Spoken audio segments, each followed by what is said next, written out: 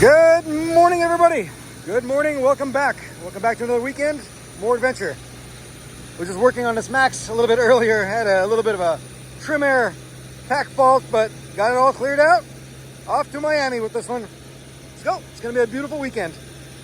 Welcome back, everybody. Welcome back to another stick shift. And since we have the opportunity, let's actually talk about that fault that was on that 737. And I'll show you the interface of this aircraft and how we clear it. I didn't get a chance to capture any of the footage when we were troubleshooting, but here is another Max, and I'm going to run you down through the same process that we went through. The pilot called and said, hey, the maintenance light is on.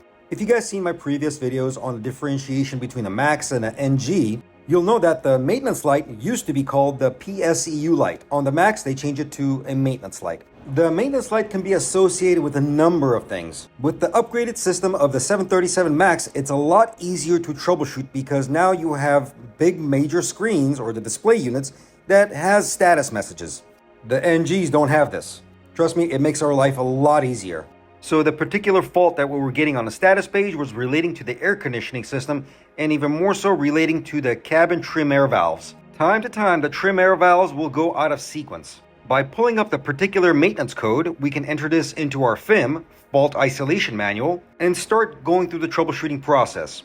It will go step by step and tell us exactly what to do and which system to basically do a bite check on, built-in test equipment. In this particular scenario, the cabin trim air valve signal was out of range or the value is not in the command position detected. There's selector knobs up top to put the value of how much trim or how much cool or hot you want within the cabin. One of them was out of range and out of sequence. The beauty of the 737 MAX is I no longer have to go downstairs within the E&E compartment, the equipment bay, and physically touch the boxes and do the bite check from there. I can simply do it from up here. Side note, not every system is upgraded, but majority of them are.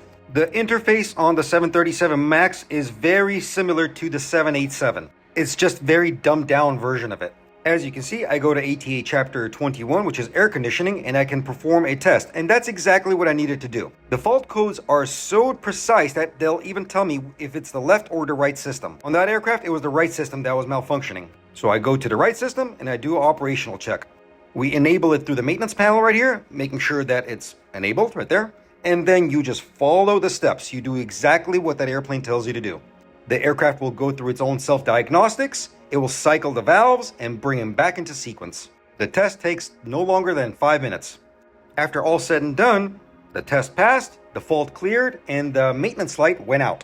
Or in Boeing terms, the fault basically unlatched itself. Boeing has a very interesting way of designating faults. Active unlatched, active unlatched, not active latched. It's a different logic between the Boeing, especially when you compare it to Airbus.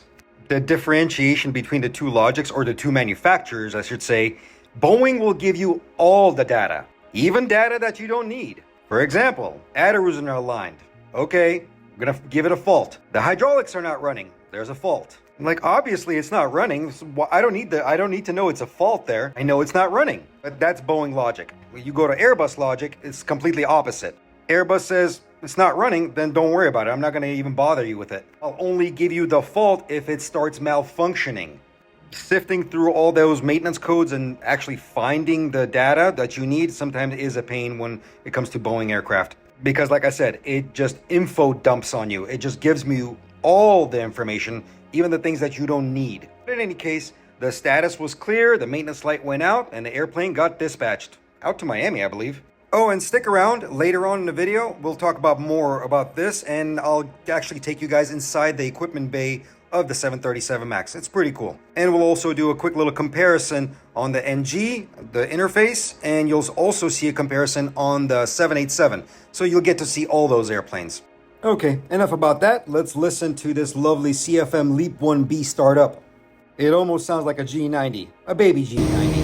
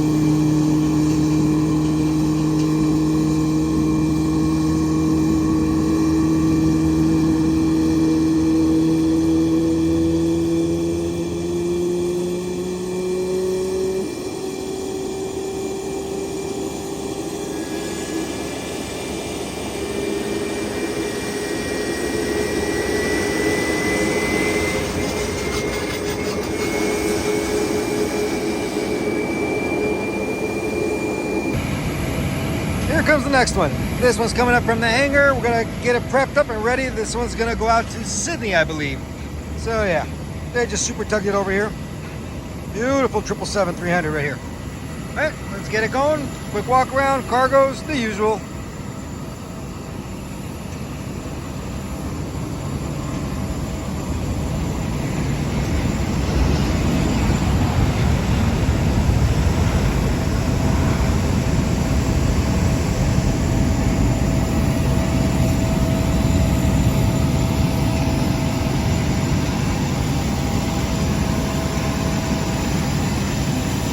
The preliminary steps, or the part of the job card of the ETOPS check, was already accomplished by the technicians at the hangar. So when they bring this up, we only got the final portion of it, which has to be done 3 hours prior to departure. Basically doing a once over and checking everything out, making sure everything's all right. Planes are funny like that. They can be brought up with no issues, no problems, and goes right out. But sometimes even just moving an airplane from one place to another, something might occur. This is why we perform these checks. Come on, let's go check out the cargos.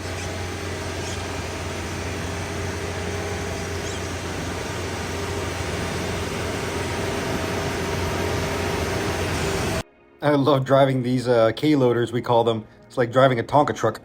That's that big thing you see loading pallets up inside the cargo pit.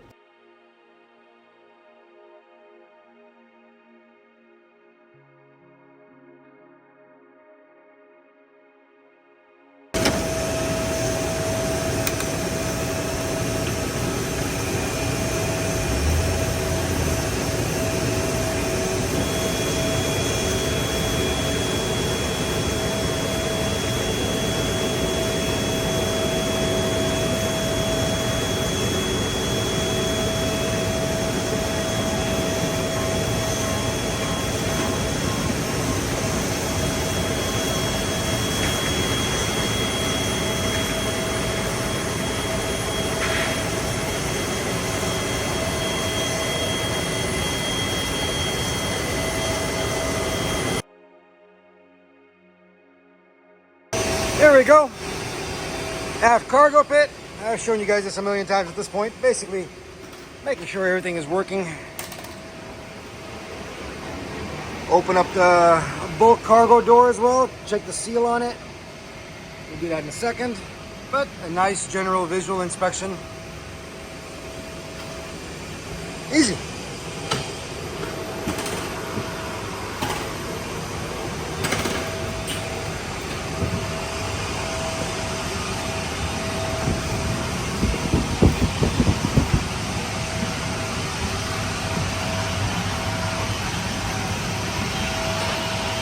So this is the forward cargo pit on the 777, and if you guys, or to my mechanics, whoever works on 777s, and you're inspecting cargos, there's one thing that always kind of fails on one of the floor panelings, and it's just the way it's shaped and designed. It's these right here, particularly these. The way, look how it's shaped. So sometimes they'll start forming a crack, because remember, these are composite, they're honeycomb composite. And sometimes when they step a little too hard right here, you see how it gives way? It'll crack right here. It'll damage. So watch out for these. Pay attention to these. Sometimes you'll do find damage here. But there is a temporary repair for this. Or you can just get a new panel if you have it in stock. But yeah, these panels are very susceptible to damage. Matter of fact, here's an older video I took where I did find damage and we had to replace the panel itself. See? Right there in the corner. See how it bends and starts breaking? Yep. We had to, well, we didn't do the temporary repair because we had the part in stock. So we said, you know what? Let's just change the panel. There you go. As you can see, it's a damaged panel. We had the new one. We brought it up. We're going to install it. Pretty easy. It's just a couple of screws. The problem is with these screws is that not all of them like to come out. And they're held down by nut clips. But we were fortunate that time. All of them came out and all of them went back in. Easy money. Okay, let's keep on going. On a 777-300, from what I've seen. The 200 doesn't have that.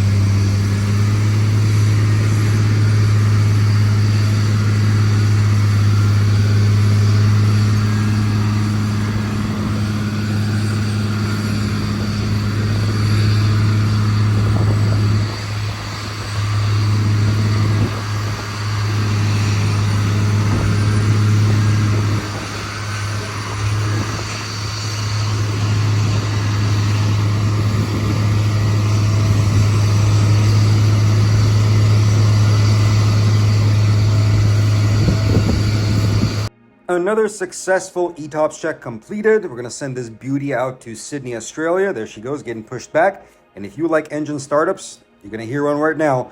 Turn up the volume, turn up your subwoofers, and enjoy the GE90.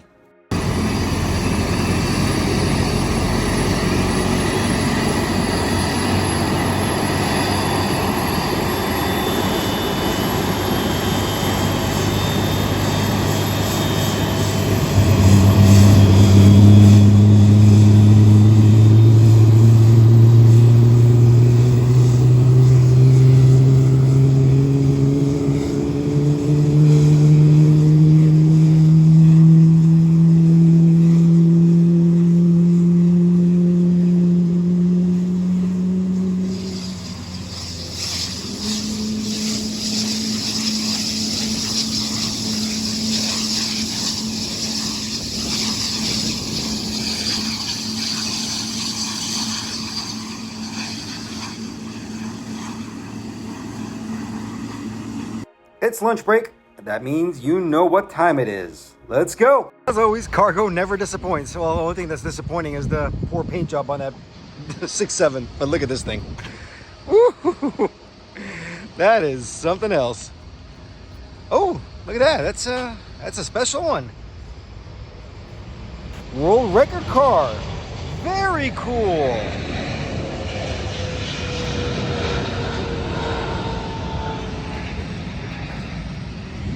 That is pretty.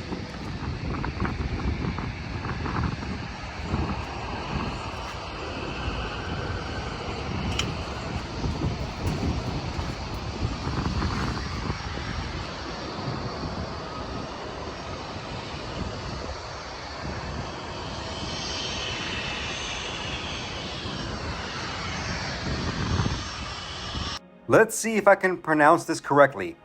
Koenigsegg. I believe these are hypercars or supercars. Anyway, very expensive. Now, if you know me, then you know I'm a connoisseur of the classics. And this is a very nice BMW. This is actually an Alpine edition. You don't see very many of these around. I always love that nose or the grille on the front, how it's slanted forward. It's just different. It's not pretty, it's just different. Poor thing looks like it has an overbite.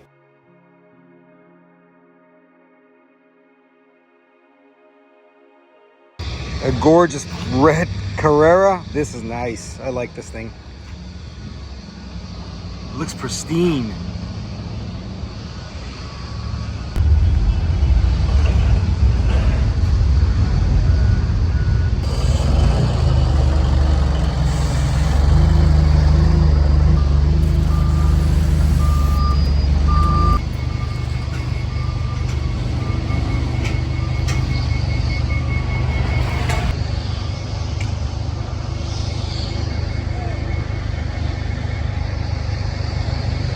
Just an absolutely beautiful classic right there. I do love me a classic Porsche. Anyway, let's get back to work. Come on, we got airplanes coming in.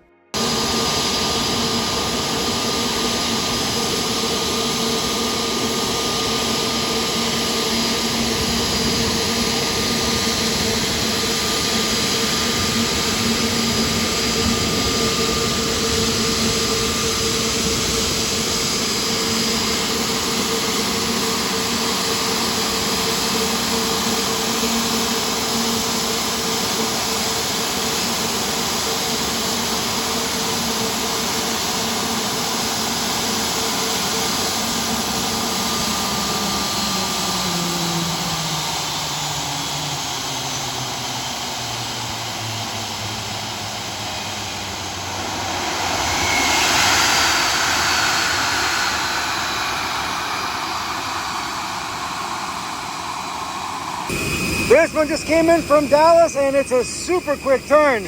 Like in and out. I think it's less than 20 minutes on the ground. Yep. Even the same crew's taking it out. I was doing a walk around, I noticed something missing over here. You see it? You see it? There it is. The valve stem cap for the brake bleed. I always keep an extra one in my pocket. A couple of them. Yeah, you heard me right. For bleeding the brakes, and it works exactly like your car. When you bleed your brakes on your car, you do it exactly the same way. But instead of just one port, you got two, because brakes on aircraft, or on this particular aircraft, you have two of them because you have normal braking and you have alternate braking. You simply hook up a hose to that thing. You designate the particular hydraulic system that you want to be active for normal braking or alternate braking. Somebody pumps, and then you kind of release the Schrader valve that's on there, and then you close it. One of these days I'll capture it on video and I'll show you guys. I just haven't had a chance to show you.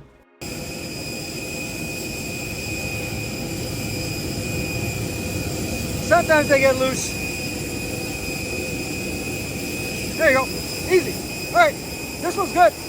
On to the next one. I was walking back to the office, but then I saw this thing pulling out. You gotta enjoy this one. That's a pretty one. Shout out to Poland. That's pretty cool, huh?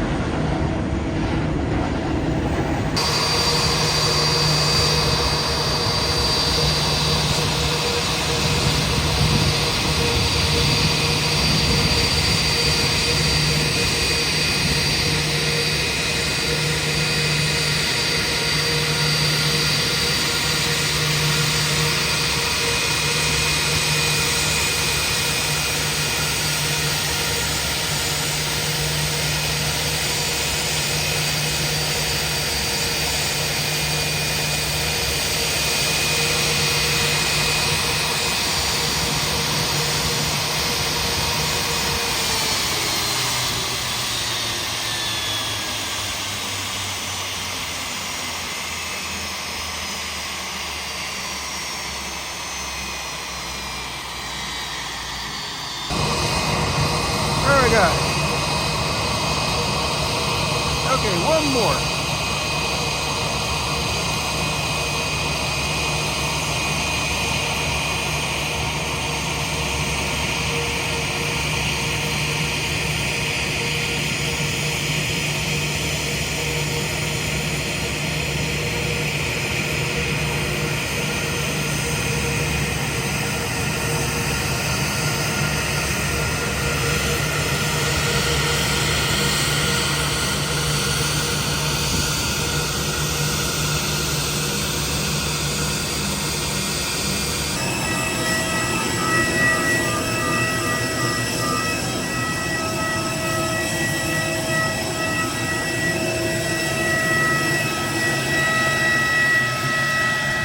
What you're hearing here are the brake fans. Now, I've mentioned before what the brake fans are, and it's purely an Airbus feature, and also it's an option. Not all Airbuses have brake fans. Some carriers want the option, some carriers don't want the option. It's a small little metal impeller, spins at an extremely high rate, makes lots of noise. It pulls the air out of the brake assembly and the wheel assembly. It has a 3-phase AC motor that's built in within the hub assembly. Or I should say the axle. Pilots activate this manually via push button. So the reason I say this is because somebody said, does it turn on automatically? No, it does not. Pilots turn this on via push button. But in any case, it's extremely loud, and sometimes it's even louder than the air conditioning system. You can hear this thing like yards away. Word to the wise, wear your hearing protection, guys. Wear your hearing protection. I do. I really don't want to be deaf when I get to about 60.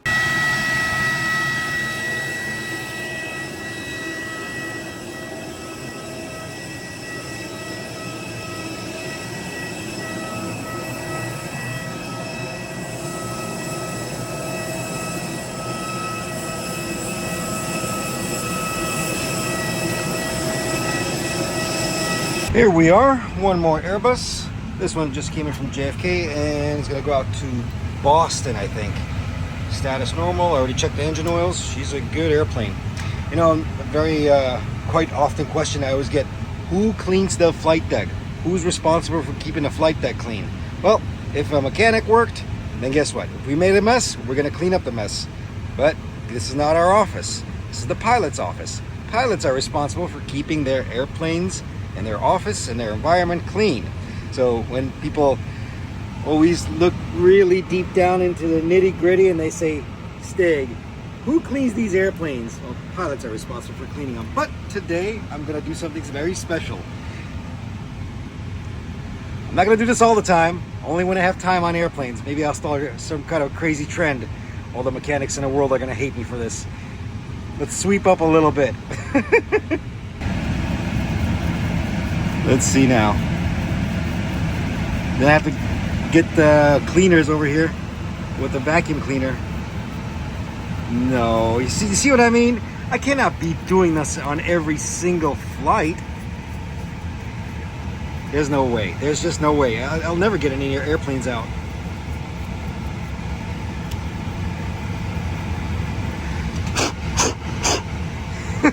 No, this is not happening. I'm just humoring everybody here. Whoever has OCD, I'm sure this is making you smile. Oh my goodness. Yeah, I don't know. We don't do this. Mechanics don't do this. Pilots, keep your flight decks clean, please. Oh, goodness gracious. All right, anyway, we're done here. Last flight. I'll see you guys bright and early in the morning. Don't forget the coffee. Later. Good morning, everybody. Welcome back. We're back at International. Here comes our airplanes from the hangar. Start them up. Get them going. It's going to be a beautiful day.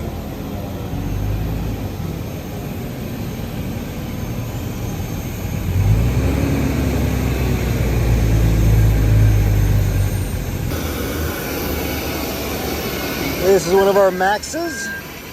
I haven't seen where the destination is yet. We'll figure it out. Look at the schedule. First of all, we're gonna do a quick little walk around.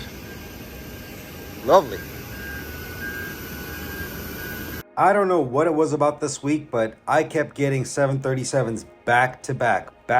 You're gonna see it later on. It's gonna be a lot of 737 content on this episode, but I don't mind at all. It's all the same to me, guys. I enjoy working on both manufacturers, Airbus and Boeing. Sometimes people like to come at me and say, Airbus or Boeing, Airbus or Boeing. I like both, guys. I work on both. The thing is, I look at both of these manufacturers without bias objective or bias perspective. Both have their flaws, both have their gains. One can excel with technology in one portion of the aircraft, the other can excel on another portion of the aircraft. Neither are perfect, but for me, it's still fun to work on both. Sometimes you see commonalities between the two manufacturers and how they mimic each other. But then in other times, you see the complete opposite spectrums of technology. Now, if you want to ask my personal opinion as a mechanic who works on both and what I like more than the other, yeah, I'm going to pick an Airbus because it's just a more maintenance-friendly airplane to me. Now, I'm talking about practicality and from a maintenance perspective or even a pilot's perspective. You can be an admirer, let's say if you like the aesthetic of one aircraft more than another, that's completely fine, whether you're a Boeing fan or an Airbus fan. But when it comes to the functionality of the aircraft, how it works, why it works, the logic behind it, that's when your true opinion is going to shine, because you better have either worked on both Airbus and Boeing or either flown Airbus and Boeing and understand the aircraft's both manufacturers' sides of it. That's when your opinion is truly going to shine. Don't just base it off of aesthetics. Both are good, both are safe in their own fashion. Here we go. All right, let's get this sorted out, get everything ready to go. So far, so good. Okay, so remember earlier in the video I said we're going to go back to the MAX again, and I'm going to show you the difference between a MAX, an NG, and then I'm going to take you to a 787. This is that portion of the video. So you're going to see kind of a little bit of redundancy here of the same images, but bear with me here. We're going to go through this and I'll explain a few things here. Here's one of the biggest differences on the MAX. Obviously the big massive screens and all the status messages. It's like a baby 787 now, but instead of a little trackpad, you got this little scroll wheel, so you can check the status, system page, maintenance page. So yeah, it's all here for you, so you can scroll through pretty much everything. It's like a dumbed down 787. That's still good. It's definitely much easier than NGs. So pretty cool. You can do all sorts of stuff from here instead of going downstairs to look at and do the bite checks on the boxes.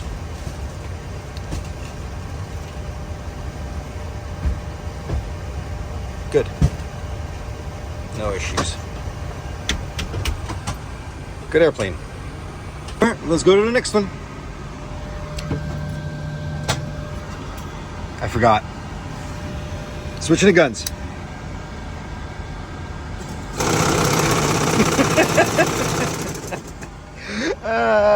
It never gets old. All right, let's go. Just a big kid, and these airplanes are my big toys. I'm just joking. Okay, so as promised, here is the avionics bay, or the E&E bay, within the 737 MAX. A lot of it has been reduced. There's minimalization in comparison to the NG. Once again, referring back to that original problem we had in the beginning of the video, those boxes are not there anymore. It's all internal logic now. I don't need to come down here and do the bite check on those particular boxes because I can do it upstairs. But once again, some of the boxes still have their own functionality. You still have to come down right here and perform bite checks via those boxes. Those silver pipes are water lines, and some of the other ducting that you're going to see is air lines, or avionics cooling lines. That's the battery right there, the main ship battery, and right next to it is the crew oxygen bottle. You also have various circuit breakers that are down here in the equipment bay.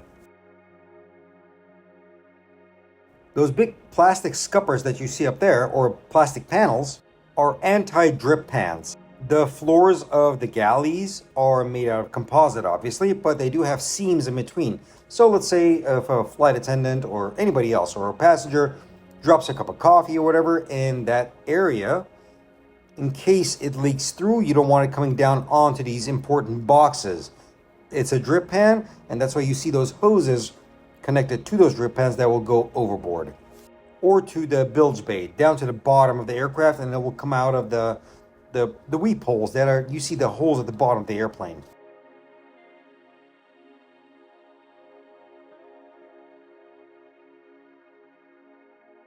Okay, let's pause right here because this is actually quite interesting of what you're looking at. You're looking at a block terminal full of wires going into it. Doesn't look very exciting, obviously, but these little things right here are actually very important to the airplane. Would you believe it or not that you can actually readdress the aircraft or change its identity in regards to secondary surveillance radar, SSR, or automatic dependent surveillance broadcast, ADS-B system, through those little wires? This has got to do with a logic called Mode S. What Mode S does is that it's a secondary surveillance and a communication system which supports ATC, air traffic control. Now, when you change out these little switches, which you're going to see here in a second, you can basically change the address of the aircraft itself. You'll change how ATC sees that airplane. It's really interesting, and it's very rudimentary as well. Have you ever reprogrammed your garage door opener? You know those little switches that go up and down when you open the back end of it? It's exactly the same way. And here is from a good friend of mine. This video right here is courtesy of Stan Avionics, or Avionics Stan. He's on Instagram, and he is one of the most incredible content creators within aircraft maintenance. You guys definitely need to go check him out. He is on Instagram. I don't know if he's still on YouTube, but here's his address right here. Go check him out. Absolutely incredible knowledge. And as I said, each Mode S transponder is equipped to the aircraft and assigned a unique address code. This is how ADS-B can distinguish between one aircraft and another. Military aircraft have a completely different mode. They use mode 1 through 5. Civilian aircraft use A, B, C, D, and S mode. That's strictly for civilian use. And here you see Stan testing it out right here. Selecting the desired transponder and then testing it out. It's very rare for airplanes to do this unless something has changed. There's some kind of a modification within ADS-B or the internal systems of the aircraft. But time to time this happens, and maintenance basically does the job right here. Just basically repin it or recode it according to what the manufacturer or ATC wants.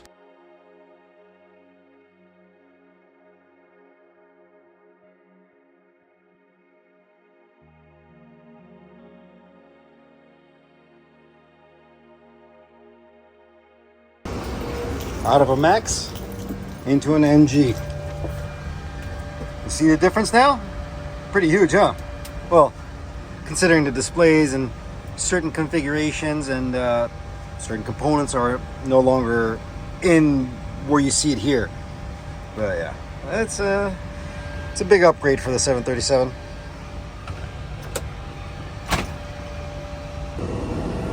Are you kidding me? Another 737? This is like the 5th one already. Okay, I guess it's gonna be a Boeing day. It's all right. After we're done with this one, waking this one up, we'll go check out the Plastic Princess over there.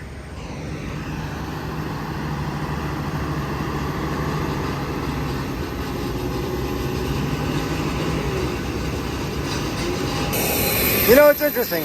You guys see the 737s, and you know, for you guys, pretty much they all look the same to you. But for me, they're not. Every single one of them have a very unique personality and identity. They're all very different. Everyone has their own little mood. When they're happy, when they're sad, how they work, why they work. I mean, the functionality obviously is the same thing, but they just have their own personality. Every single airplane, that's just how they are. It's funny. You got to get to know them. You gotta take time to get to know your airplanes, because sometimes you see the same ones over and over and over again, and you gotta talk to them. You gotta be nice with them. Alrighty, quick little walk around, go upstairs, and then we'll go check out that 787 real quick.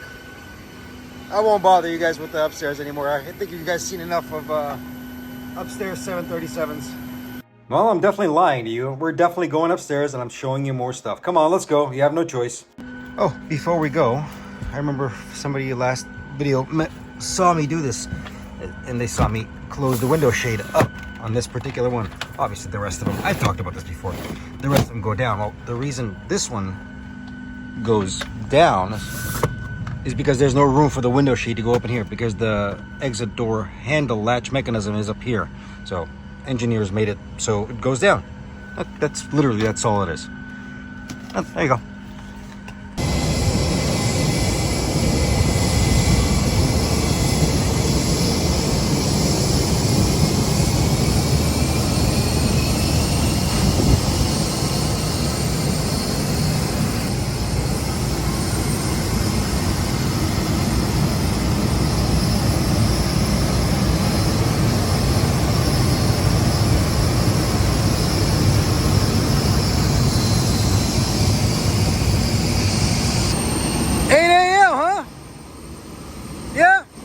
more minutes, and 3 more minutes. That's pretty good. All right, let's go upstairs, check it out, see if the guys need any help over there. Woo, look at that.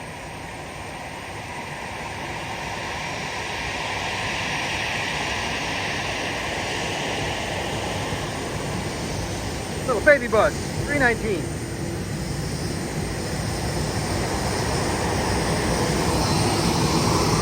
And here we go.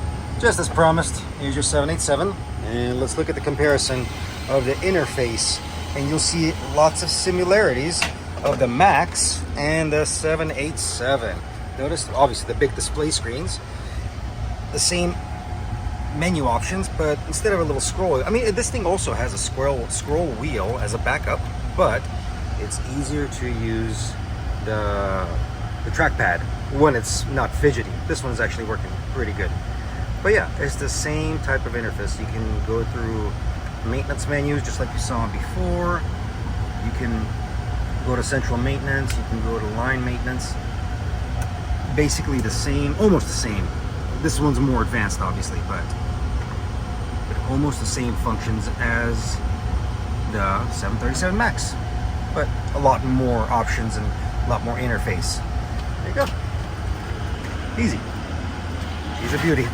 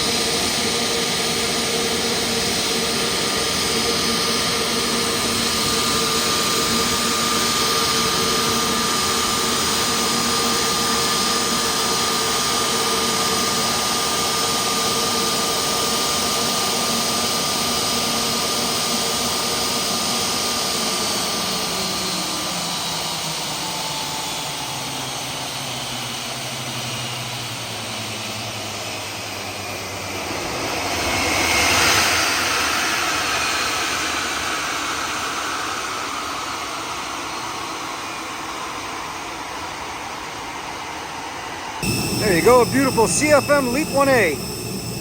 Beautiful.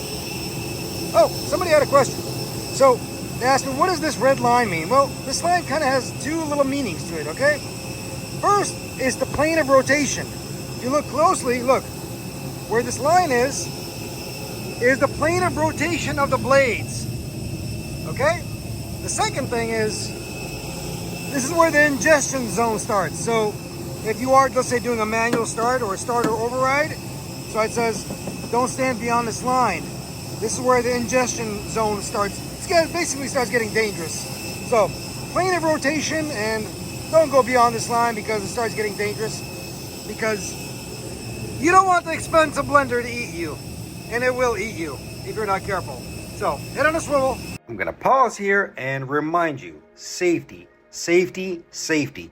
I keep saying this and I reiterate this all the time within my videos. If you work on the airfield, if you work around airplanes, head on a swivel, pay attention to what you're doing. I told you before, the airport and the airplanes are consistently trying to kill you. Only if you are not paying attention. The expensive blender, the engine, will eat you. It does not discriminate. I've seen way too many accidents and I've seen way too many close calls. Prevent that by following safety procedures. I know I sound like a broken record, but I'm saying this for you, whoever is working at the airport, whoever is going to be working at the airport. If anything that I have taught you throughout all of these videos that I ever make, that is the number one thing that should be ingrained into your mind. Safety first. You know the folks that will really understand this and know exactly what I'm talking about? My Navy folks. People who have served in the Navy and have served on an aircraft carrier. They know exactly what I'm talking about. Okay, getting off the soapbox, back to airplanes. Let's go. We are back inside of a beautiful Airbus. This is a 321 Neo, and this one's ready to go. But somebody asked something very interesting, and they said, Stig, I got a Cat 2 fault. When I say cat, that means category. In regards to category landing, this is usually done when there's bad weather conditions and pilots have to utilize CAT status, or CAT 1, 2, or 3, for instrument landing systems. They are more reliant on the instrument because there's low visibility when landing. It becomes a lot more automated process. Pilots are still doing their job. They're still flying the airplane, but the airplane now is giving them augmented data of how to land the airplane because there is no visibility to land. That's the simplest way I can put it. There's various reasons that you can get a Cat 2 fault. Either the, you have the Ataru's not aligned, or there's actually some serious fault, or sometimes when the primary flight display and the PFD and the ND, it's primary flight display and navigational display. Let's say if it's in this configuration, right? You can also swap them around like that, right? But let's say it's in this configuration and you lost your primary flight display, just like that. Or you forgot to turn it on. And this one, and notice how it automatically transfers over? But you have it like this. You're gonna get a Cat 2 fault. It downgrades itself. So remember to have all your displays on. As soon as I turn it on, it'll go away. Did you see how smart that airplane was? As soon as I turned off the PFD automatically switched to the other screen in order to prevent a Cat 2 fault. The airplane is so smart that it wants to prevent a downgrade of the Cat status. Now, obviously, I induced this fault. I did this on purpose. I swapped the screens once again, and I put the ND, the navigational display, on the other one, and the airplane said, no, no, no, no, no, we can't have that. I'm not going to allow you to do that. I'm going to now restrict you from Category 3 landings. I'm going to downgrade you beyond that. That's how smart these airplanes are. As you can see, the display is back on and the fault goes away. There's another way you can induce this fault by accident on the ground. If you have your navs engaged on your RMP, your radio management panel, they're on like this, guess what you're gonna get? It'll happen in a second. You're gonna get a Cat 2 fault once again. So remember to have these off when you're on the ground. So here's another interesting redundancy factor within airplanes. As much as I've talked about radio communication as well as how the aircraft navigates when it's flying, it needs radios, right? Radio antennas, majority of them, VHF1, VHF2, VOR, ILS, glide slope, everything, it basically tells the airplane where it is, where it's going, and its orientation. Not only is it talking to the software and the computer boxes that are navigating the aircraft, the IRS, it's also talking to the FMGC, the flight management computers. It's sending data and it's also receiving data. Now let's say you lost both of your FMGCs. By the way, FMGC standing for Flight Management Guidance Computer. So let's say you lost both of those FMGCs. By the way, that's literally astronomical. That'll never happen. Pilots have another backup redundancy. They can use the radio navigation backup mode, which is that little nav button. When they select that nav button on, now it will use pre-selected information that is already in the bank of information in the RMP, the radio management panel. They can dial in any kind of VOR, DME, or ILS or ADF information. Pilots almost never use this anymore because it never fails. The FMGCs never fail. But in case it does fail, they have a backup system to a backup. It's a triple redundant system, basically.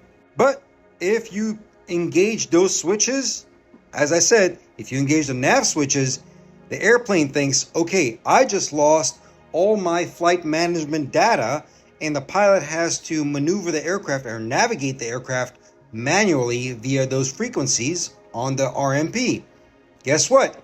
That downgrades the CAT status of the aircraft. They can no longer land in a low visibility environment.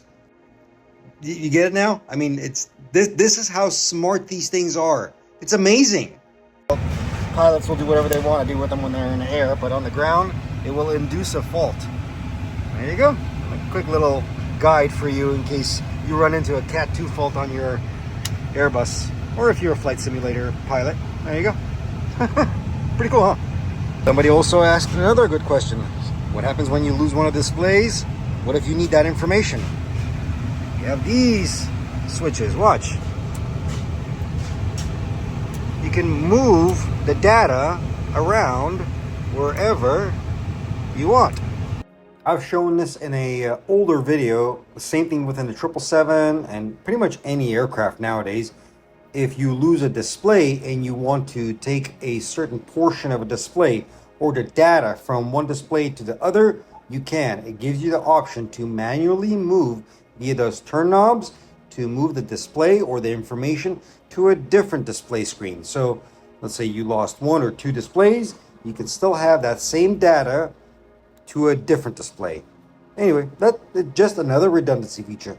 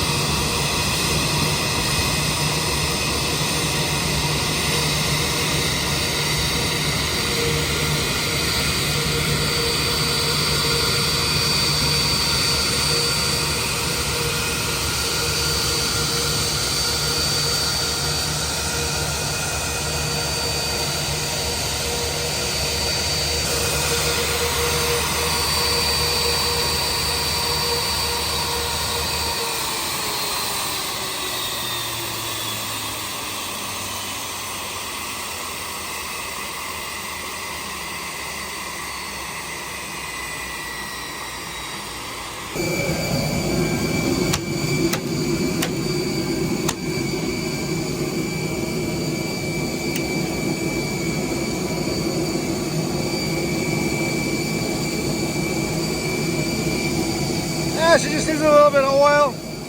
That's about it. Easy.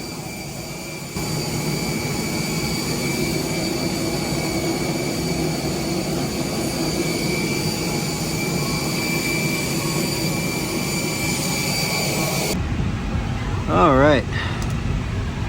Last flight of the night, guys. Hope you guys all had fun. All I have to do is just basically give this one a little bit of oil because it stays overnight.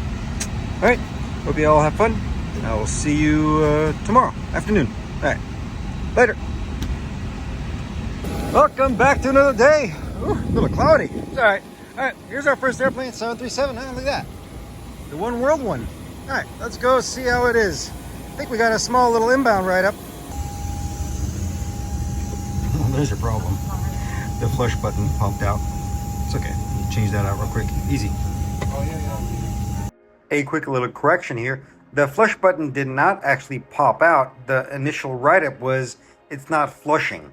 I'm the one who popped that flush button out because I wanted to investigate. What I realized was the flush button itself was malfunctioning. So basically we are going to change it. It's really easy. Check it out.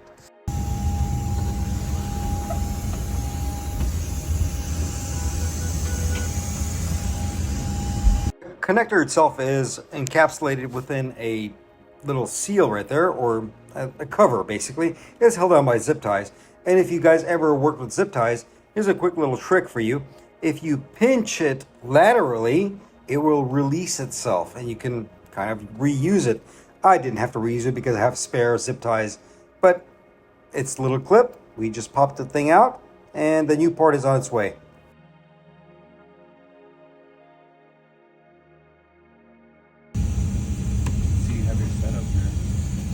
Breakfast, lunch, dinner.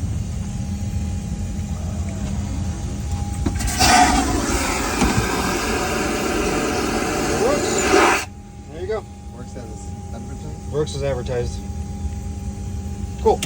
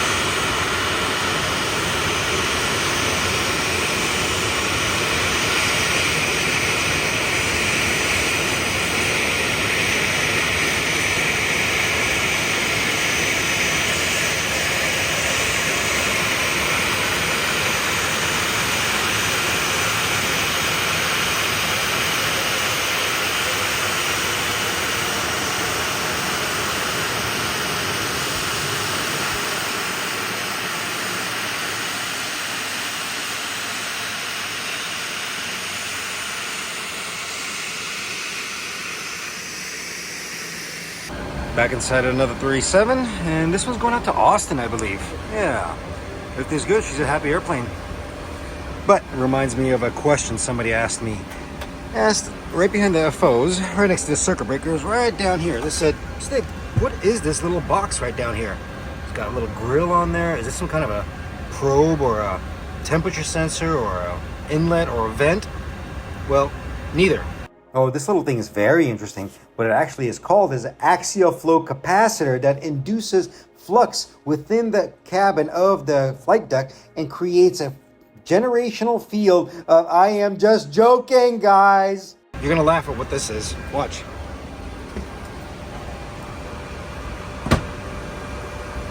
It's a light. It just brightens up the circuit breakers when it's dark. It's just a light. Yeah, that's all. Very simple, very easy. All right, on to the next one. And if you were wondering, where does the light for the behind, the circuit breakers behind the captain? It's right there. That's the light. Here. Right there.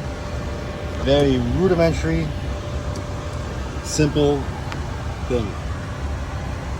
See? That's all. You also got these guardrails because the seats go all the way back. You don't want them hitting the breakers. Same thing over here. You got these guardrails right here because the seat can come all the way back. Watch. Where's the handle? Here it is. And also it can recline, so you don't want it hitting the breakers. Anyway, that's all.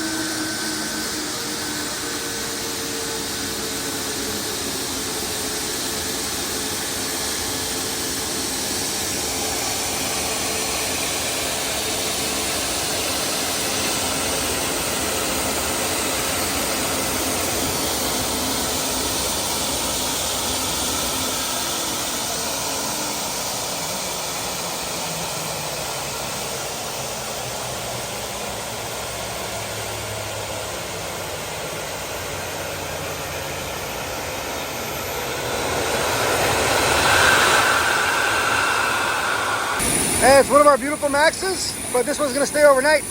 Just gotta give it a little bit of oil. Easy. There you go. And here we are. There it is. There's the oil gauge. Pop that open, easy. Oh, you know what? Before we service it, here's a little fun fact about the 737 MAX. So, obviously, when we do maintenance, we gotta open up these fan cowlings, and the fan cowling latches are down here. You see them right there? 1, but this one's covered. 3. But here's the interesting part. You see that cover? Watch this. You gotta pull this lever down. Gotta pull that down to expose the latch. There you go. Watch this. Here's a better view for you. I'll put it down here and I'm moving the handle up and down and you'll see how it covers the latch.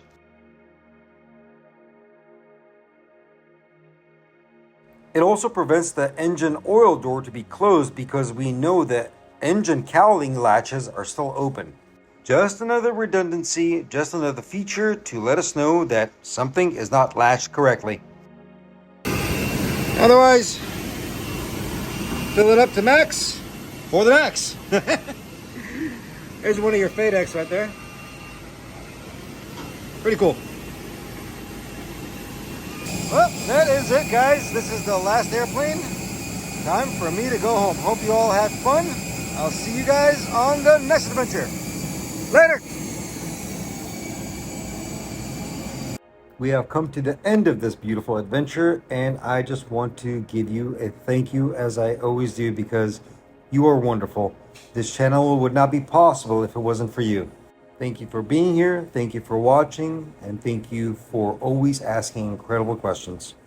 Take care of yourselves, and I'll see you on the next adventure. Stig, signing out.